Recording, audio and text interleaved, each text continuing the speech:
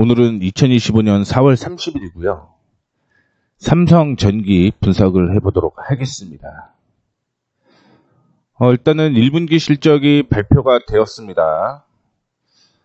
단기 실적을 확인해 보시게 되면 전기보다 높았죠. 그리고 영업이익을 확인을 해보게 되면 영업이익도 역시 늘어나는 모습을 보여주었습니다. 그 다음에 단기순이익으로 보게 되면 단기순이익이 하락하는 모습을 보여주었다라는 걸 확인해 볼 수가 있을 것 같습니다. 반면에 이제 전년 동기랑 비교를 한번 해보게 되면 전년 동기 대비해서 늘어나는 모습 보여주었죠. 영업이익도 역시 전년 동기 대비해서 늘어나는 모습을 보여주었습니다. 단기순이익이 좀 줄어들었어요. 그래서 일단은 인공지능 및 전장용 접층 세라믹 캐터시터가 고부가 제품 판매 확대로 인해서 호실적을 이끌어냈다라고 보시면 좋을 것 같은데, 결국은 단기순이익이 줄었다라는 게 실적이 긍정적인 실적이 나왔음에도 불구하고 약세가 이어지고 있다. 이렇게 보시면 될 것 같습니다. 세부적으로 확인을 해볼게요. 위에는 2024년 기준이에요. 그래서 작년에 컴포넌트, 그러니까 수동 소자로 해서 MLCC 43.35%를 비중을 갖고 있고요. 반도체 패키지 쪽으로 보게 되면 19.76이 포함이 되고 있습니다. 카메라 모듈이 36% 달성을 하는데, 컴포넌트 부문 1분기 매출이 19% 늘었어요. 19%. 전분기 대비해서는 12% 증가를 했고요. 일단은 거래선 스마트폰 출시로 인해서, 그러니까 삼성전자의 실적이죠. 그래서 스마트폰 갤럭시 S25 출시로 인해서 IT용 MLCC와 AI 서버, 그 다음에 첨단 운전자 지원 서비스 시스템 ADAS라고 얘기를 하죠. 그리고 산업용 및 전장 MLCC, 이런 고부가 제품 중심의 공급 확대로 매출은 늘어났습니다. 패키지 부문으로 확인을 해보시게 되면 패키지 부문도 일단은 증가를 하는 모습이었습니다. 17% 증가를 했고요. 특히 모바일 어플리케이션, 그러니까 AP라고 얘기를 하고요. 메모리용 볼 그리드 어그레이, BJ 공급은 늘어났는데요. PC 쪽이 지금 계절적 수요로 매출이 감소했다라는 얘기가 있습니다. 또한 광학 매출도 역시 19% 정도 늘어나는 모습을 보여주고 있는데, 국내외 거래선 고화소 및 제품 및 고화질 폴디드 줌 등 IT용 카메라 모듈과 글로벌 전기차 거래선향 카메라 모듈 확대가 이어졌다, 이렇게 얘기를 하고 있습니다. 그래서 증권사에서는 이 삼성전자를 어떻게 판단을 하는지를 좀 볼게요.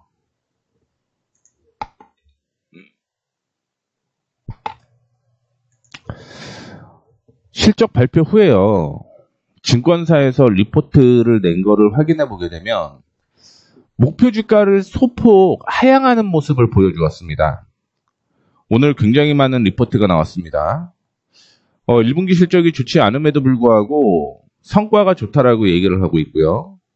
AI와 전기차로 매출 구조가 전환되고 있다. 구조적 개선의 결실이 되고 있다. 관세 불확실성에서도 뚜렷한 성장 모멘텀을 보유하고 있다.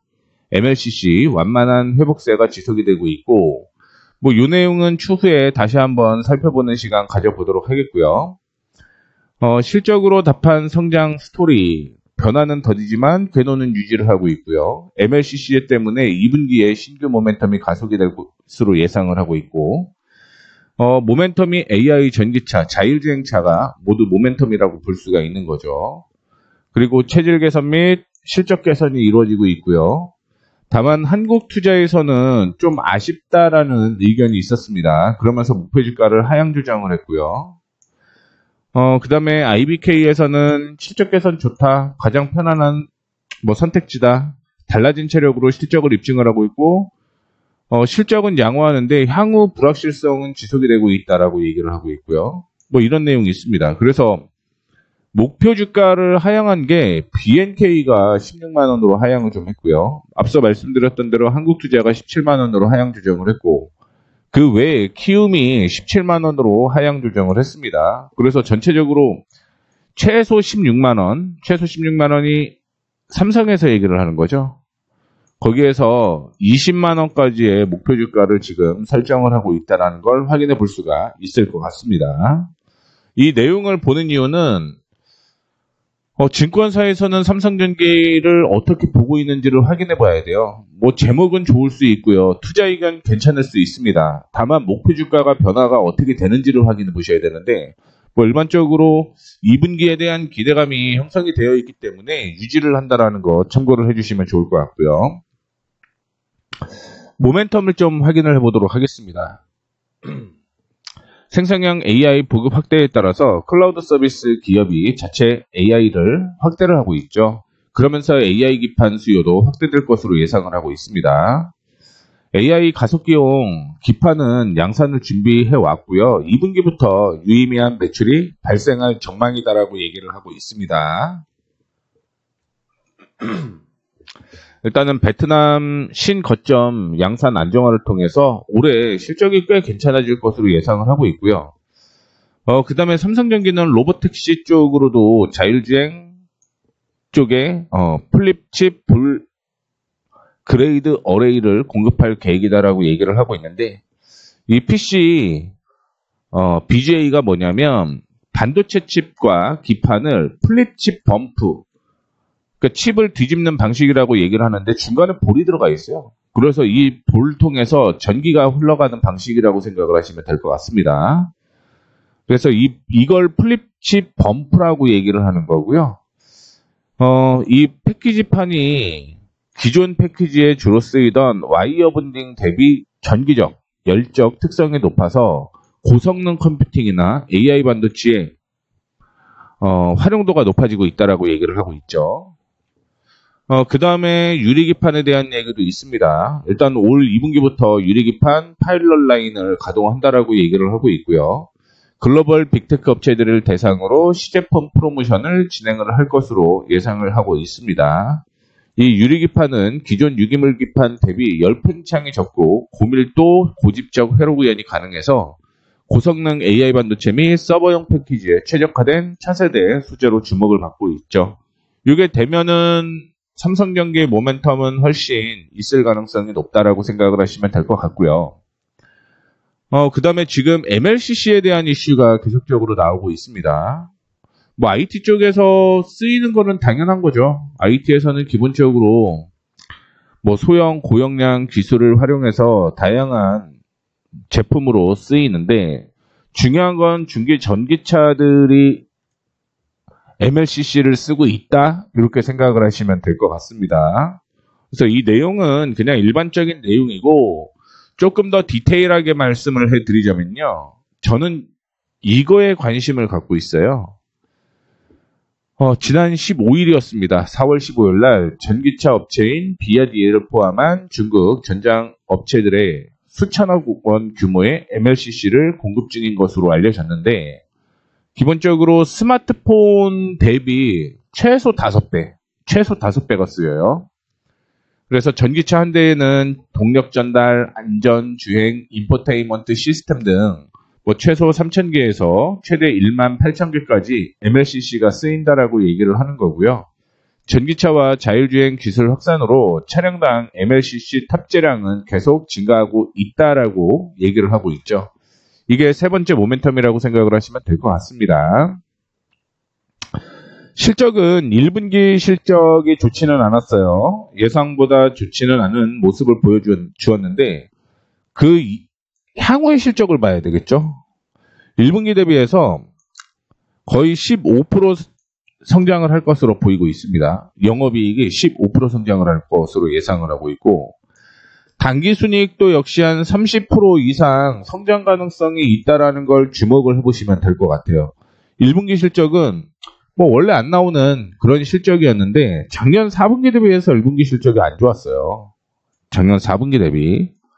당연히 줄어들 수밖에 없는 혹은 조정을 받을 수밖에 없는 상황이었던 거죠.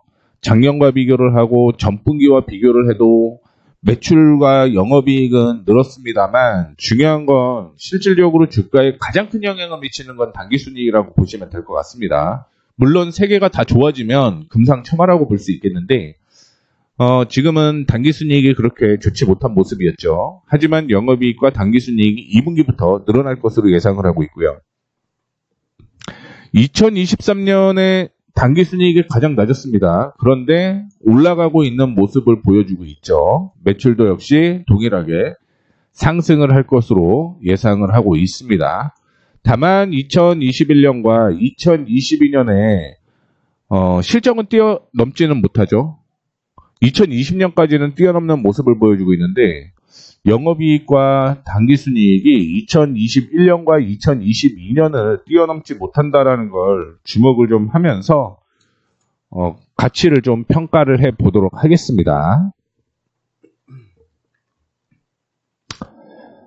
현재 11만 7,600원이었어요. 11만 7,600원이었고 앞서 말씀을 해드렸던 대로 지금 2021년과 2022년의 실적을 뛰어넘지는 못합니다.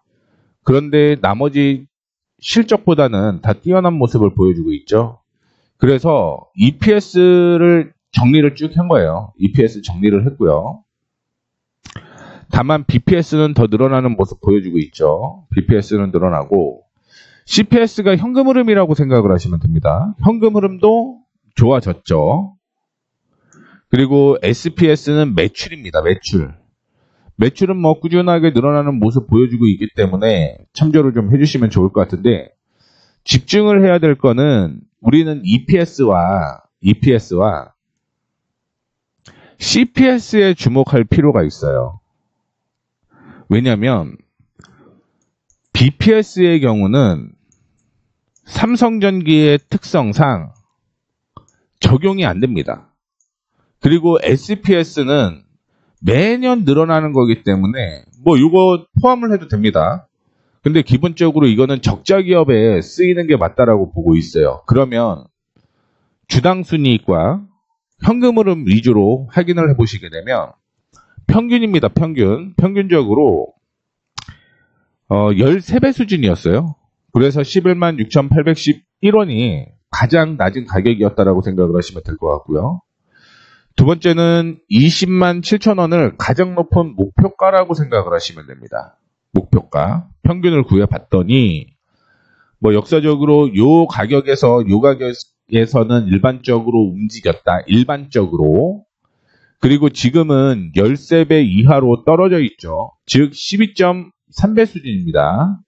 그 다음에 PCR을 보게 되면 5배 수준에서 9배 수준으로 움직이는 모습을 보여주었는데 지금 5.33배예요.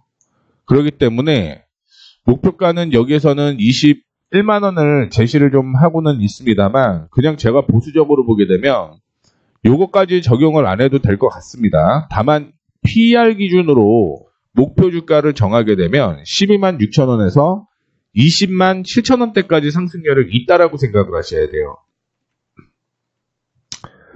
그러면 주가는 지금 굉장히 낮은 수준이다라고 생각을 하시면 될 것 같고요. 다만 지지선이 나오는 곳에서 매수가 좀 진행이 됐어야 되는데 안타깝게 글로벌 우려가 있기 때문에 저항을 돌파를 못했다라고 생각을 하시면 될 것 같습니다. 그래서 지금 그러면 매수 타이밍을 한번 잡아본다라고 가정을 하게 되면 가정을 한번 해볼게요.